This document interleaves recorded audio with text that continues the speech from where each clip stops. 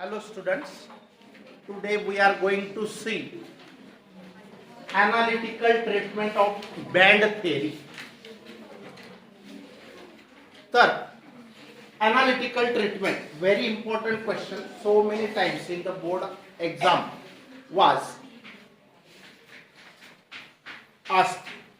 Now, what is the analytical treatment? Consider two sources. आता बघा, आपण मागच्या पिरियडला आपण दोघांना आकलेला नाही पाहिजे. दोघं बिलकुलच ऐकायला तयार नाही दोघं. तर आपण मागच्या तासाला इंटरफरन्स बँड कसा तयार होतो दोन सोर्सेस पासून तर ते पाहिलं होतं किंवा त्याच्यासाठीच्या अटी आपण नंतर पाहणार आहे. इंटरफरन्स बँड म्हणजे काय की दोन वेव्हचं मिक्सिंग करायचं, सुपरपोजिशन करायची लाईट वेव्हची आणि त्यांच्यापासून काही पॉइंट्स ब्राईट डार्क असे तयार होतात. आता फॉर एक्झाम्पल तो बँड सेंट्रल बँड जो असतो, काय सांगितलं समजतंय की नाही, दोन किंवा दोनापेक्षा जास्त वेव्ह लाईटच्या एकत्र आल्या तर तो रिजन ब्राईट डार्क असे बँड्स तयार होतात. Suppose this is central bright band, नंतर हा डार्क, नंतर पुन्हा ब्राईट असे बँड्स तयार होतात. बँड्स किंवा रिंग्स तयार होतात, यांना फ्रिंजेस असं म्हणतात. हे फुल सर्कल असतं ना, असं हे फुल सर्कल असतो. लक्ष द्यायचंय. तर हे कंप्लीट सर्कल असते ना, बघा हा ब्राईट आणि जो ब्लॅक आपला बोर्डचा जो इतका रिजन आहे तो काय असेल, डार्क. मग चॉकने लिहिलेला ब्राईट डार्क असे अल्टरनेटली बँड्स म्हणजे पट्टे तयार होतात. आणि त्याच्याबद्दल काय कंडिशन आहे की एखादा पॉइंट जो तयार झाला, दोन वेव्ह गेल्यामुळे समजा पी पॉइंट तयार झाला, तर तो ब्राईट आहे का डार्क आहे याची कंडिशन काय, केव्हा तो ब्राईट बनू शकतो किंवा केव्हा तो डार्क बनू शकतो, याच्यासाठीच्या कंडिशन्स आपल्याला बघायच्या आहेत. त्याच्यासाठी एक डेरिव्हेशन आहे, हा फॉर्म्युला मिळवायचा आहे. लक्ष द्या. काय आहे हे समजलं का? तर suppose S1 S2 are the two sources of light. They are sending out. आपण यंग्स एक्सपेरिमेंट मध्ये पाहिलं होतं बघा, यंग्स एक्सपेरिमेंट, व्हिडिओ मध्ये टाकलेलं यंग्स एक्सपेरिमेंट मध्ये असं मी दाखवलंय सर्कल. तर आणि तो यंग्स एक्सपेरिमेंटचा पिक्चर बघा, बरोबर. तर दोन सोर्सेस, एकाचे दोन सोर्सेस तयार केले त्यांनी, मोनोक्रोमॅटिक किंवा कोहेरेंट सोर्सेस तयार केलेले. तर S1 S2 हे दोन सोर्सेस आहेत. Let distance between them is small d. S1 S2 are the two sources of light and d is the distance between the two sources.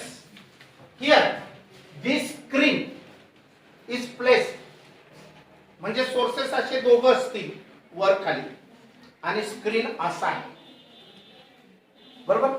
Screen असा आडवा आहे. आता उभा पण आहे स्क्रीन, म्हणजे त्याला झेड ऍक्सिस आणि आडवा आहे वाय ऍक्सिस, आणि इकडून जी वेव्ह जाणार आहे ती एक्स ऍक्सिसच्या डायरेक्शनने जाणार आहे. लाईटची वेव्ह कोणत्या डायरेक्शनने जाणार आहे, एक्स. आणि स्क्रीन कोणत्या प्लेन मध्ये उभा आहे, एक वाय झेड प्लेन मध्ये, वाय आणि झेड या प्लेन मध्ये तो आहे. ओके.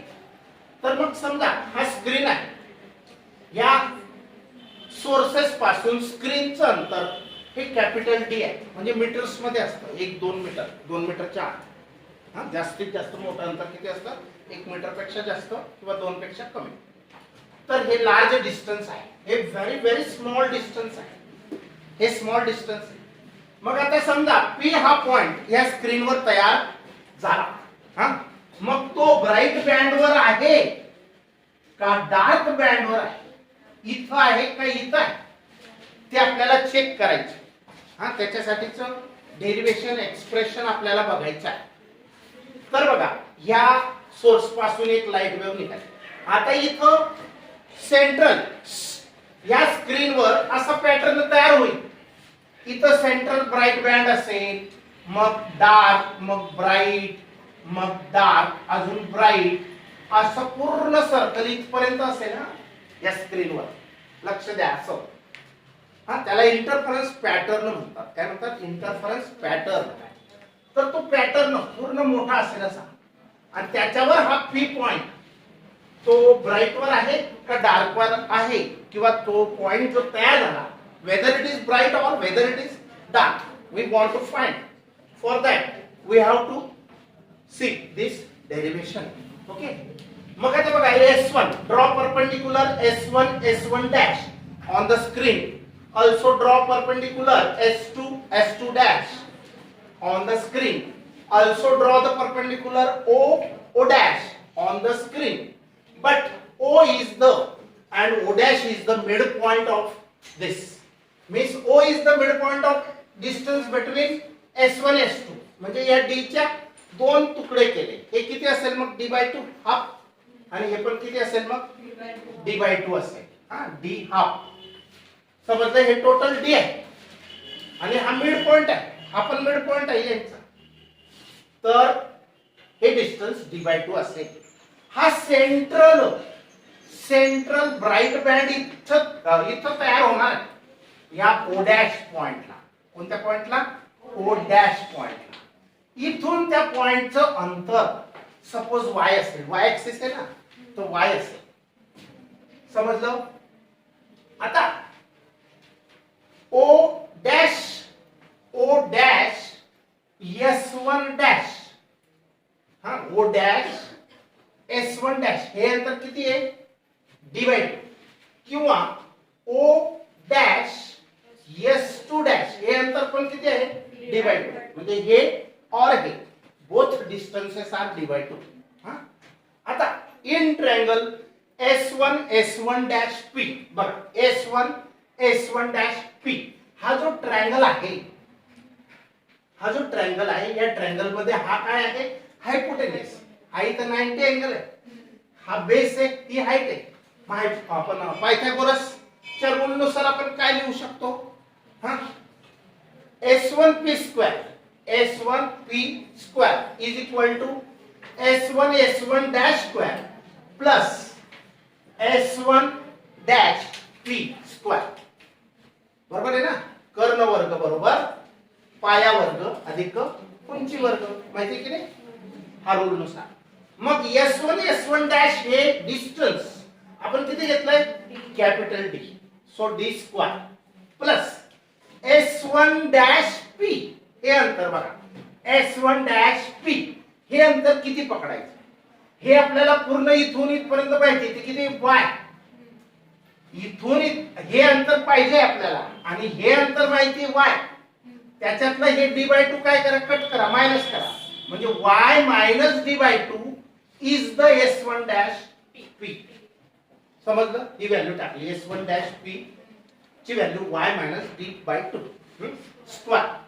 आता काय करायचं? याला a मायनस b ब्रॅकेट स्क्वेअरचा रूल अप्लाय करा. हा, फर्स्ट टर्म स्क्वेअर. हा, आता याची व्हॅल्यू तर d आहेच, तो जसं तसा याचा स्क्वेअर, फर्स्ट टर्म स्क्वेअर. हा, मिडल टर्म कशी येईल? 2y into D/2, 2y into D/2, 2 cancel, so it is minus y. Okay. आणि लास्ट टर्म स्क्वेअर मायनस चा square plus d square by 2 square म्हणजे 4. Let it be equation 1. पहिला वरच्या छोट्या triangle पासून आपण इक्वेशन 1 मिळवले. समजलं की नाही? एकदम सोपं आहे. आता दुसरं इक्वेशन बघा. कोणता ट्रायंगल घेणार? सर 2-3 मिनिटं. दुसरा ट्रायंगल कोणता घेणार? हा ट्रायंगल घ्यायचा. बघा, कोणता? S2 dash P. S2 dash P म्हणजे हा ट्रायंगल घ्या. त्याच्यात पण तसंच लिहा. S2P square is equal to S2 dash square plus आता S2 डॅश P स्क्वेअर. बरोबर? मग या S2 डॅश P स्क्वेअर ची व्हॅल्यू कशी तयार करणार? ही व्हॅल्यू माहिती y, ही व्हॅल्यू माहिती d/2, y plus d/2 is the s2 dash p. हा, मग ती व्हॅल्यू टाकली बघा y प्लस d/2. याची व्हॅल्यू तर d² आहे. मग याचा परत स्क्वेअर एक्सपान्शन करा मागच्या सारखंच. इथं मायनस होतं फक्त इथं प्लस आहे. हा, मग इथं काय राहील बघा d² जसाच्या तसा first term square 2 multiplied by product of both the terms, okay, plus last term square second term square. Let it be equation number 2. आता फ्रॉम इक्वेशन 1 and 2, आता 1 आणि 2 हा s1p² आणि हा s2p² फाइंड आउट केला. जर आपण याच्यातून हा मायनस केला तर आपल्याला पाथ डिफरन्स मिळेल. काय मिळेल? Path difference. आता बघा या दोघं वेव जे पोचलेले आहे तो पॉइंट बनवायला तो डार्क बनेल का ब्राईट बनेल वी डिडंट नो. पण या वेवला कमी चालावं लागलं ह्या वेव पेक्षा. किती कमी? इतकं कमी. बघा इथं परपेंडिक्युलर ड्रॉ केलाय म्हणजे हे दोघं डिस्टन्स हे सारखे, पण हे इतकं अंतर या दुसऱ्या s2p ला जास्त चालावं लागलं. मग पाथ डिफरन्स किती? दोघांच्या रस्त्यातील फरक किती?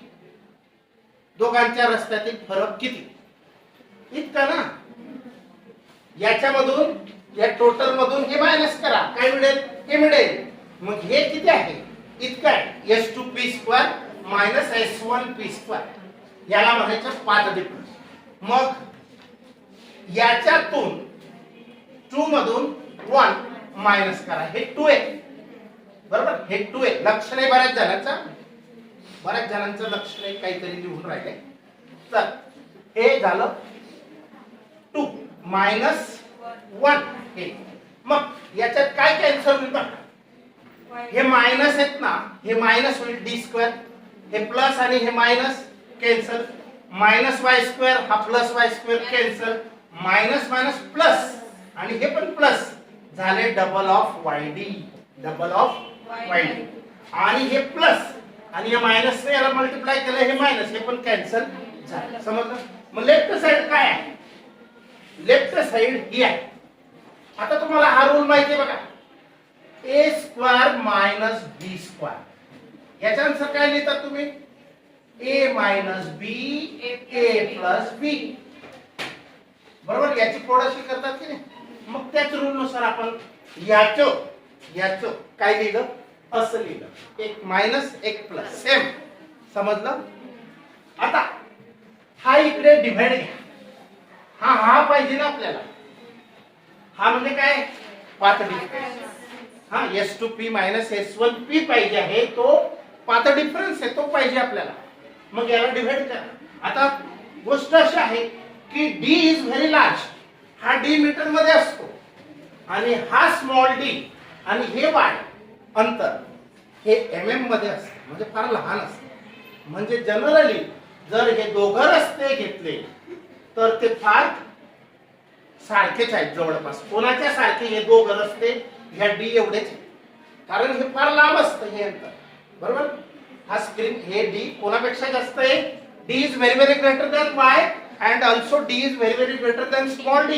So y and d can be neglected. म्हणजे किंवा आपण s2p आणि s1p या दोघांच्या बदल्यात d लिहूया. s2p ची व्हॅल्यू d टाका, s1p ची व्हॅल्यू पण d टाका. 2yd upon d plus d is the path difference. हा पाथ डिफरन्स आहे. हे समजलं का?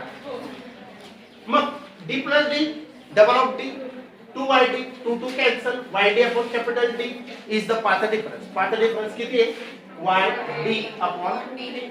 आता कॅपिटल D म्हणजे कोणतं अंतर? Distance between source and screen. बरोबर. Capital D. स्मॉल d कोणतं? Distance between two sources. y कोणतं? Distance of point P from central bright band. Distance of point whether it may be bright और dark. त्याचं अंतर कुठून? Central bright पासून. याच्या पासून तो P किती अंतरावर? तो इथे का इथे? बरोबर. त्याचं अंतर म्हणजे y. समजलं? हे समजलं काय? ती लेटर्स काय? Path difference. Let it be equation number 3. आता दोन केसेस आहेत, केस फर्स्ट, केस सेकंड. आता केस फर्स्ट मध्ये point P will be bright if P हा पॉइंट ब्राइट असेल. पण केव्हा? पाथ डिफरन्स किती असावा? n lambda. ही कंडिशन ऑफ कन्स्ट्रक्टिव्ह इंटरफरन्स मधला फॉर्म्युला आपण घेतलेला आहे किंवा तो कन्सेप्ट आहे. हा path difference is equal to n lambda. केव्हा तो ब्राइट असेल तर पाथ डिफरन्स हा n लॅम्बडा, लॅम्बडाच्या पटीत आला पाहिजे. आता इथं लॅम्बडाची पट म्हणजे काय? एक तर 1 लॅम्बडा, एक तर 2 लॅम्बडा, एक तर 3 लॅम्बडा. समजलं? हा फरक किती आला पाहिजे? n times lambda. लॅम्बडाचे n टाइम्स असला पाहिजे. मग पाथ डिफरन्स n लॅम्बडा असला पाहिजे. पण पाथ डिफरन्स तर y d अपॉन d आहे. मग ते इक्वल केलं. मग y ची व्हॅल्यू तयार केली. y ची व्हॅल्यू हा d इकडे मल्टिप्लाय स्मॉल d हा डिवाइड झाला. बरोबर? For equation for position of nth bright band. nth bright band साठी हेच इक्वेशन काय राहील? फक्त इथं yn आणि इथं n ची व्हॅल्यू जितका तो बँड असेल नंबरचा, first bright, second, third, fourth bright, तर त्या n ची व्हॅल्यू आपण टाकू शकतो. समजलं? आता दुसरी case, the point P will be dark. तो डार्क असेल इफ किंवा ही कंडिशन घेतली आपण तिथंच डिस्ट्रक्टिव्ह इंटरफरन्स मध्ये, हा व्हिडिओ मध्ये स्पेशल. तर PD is equal to 2n-1 lambda by 2. हा ऑड नंबर देतो. काय देतो? हा ऑड नंबर. मग जसं ह्याचं इक्वालिटी केली आपण याची याच्याशी, तशी याची इक्वालिटी कोणाशी करायची? याच्याशी. हा म्हणजे YD upon capital D is equal to this. बर, आता याला रिअरेंज करा. y साठी याला काय केलं? हे d/d पाठवलं तिकडे बनवलं. आता equation for position of nth dark band. हा फॉर्म्युला लक्षात ठेवा. yn is equal to d. हा हे जसंच्या तसं एक yn. तर अशा प्रकारे हे इक्वेशन नंबर 5 हा अतिशय इम्पॉर्टंट पार्ट होता.